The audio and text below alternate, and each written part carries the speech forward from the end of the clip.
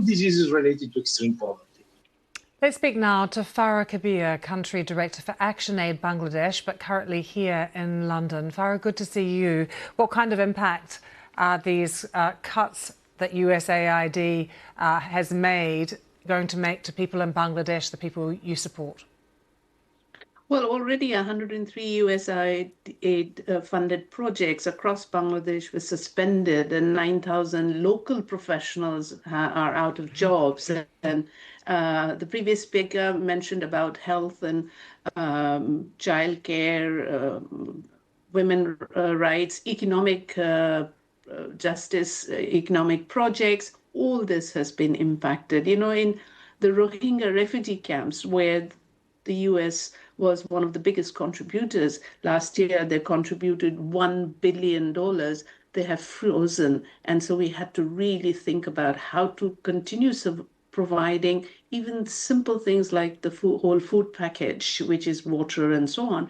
And now primary healthcare is there. There's no secondary healthcare, and there's no plans for supporting women's health. Education has been dropped. Teachers have lost their jobs. So it's really had an immense impact on all the sectors in Bangladesh and in the world's largest refugee camp, which is in Cox's Bazar with the Rohingya refugees. Farah, is there any way another country could step in? Can you see that happening?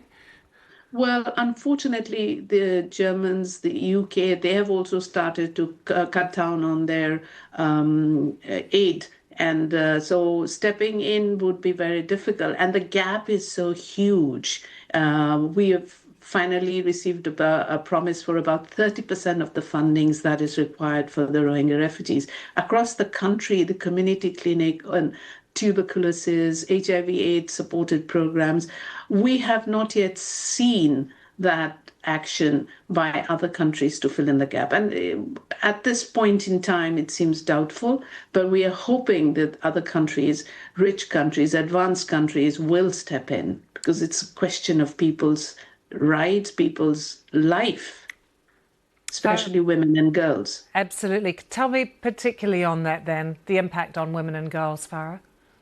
So what has happened is now by taking away these jobs, families are impacted. By taking away the reproductive health services, community clinic services, women and girls will not get that service. Loss of jobs has led to, food insecurity, and there's going to be, in the long run, an increase in child marriage. We are already suffering climate change-induced displacement. Those groups are going to be affected. So it is a huge challenge in front of us. And it is very sad to see that women and children's program has been deprioritized by the US. Yeah. Farah, thank you very much for joining us.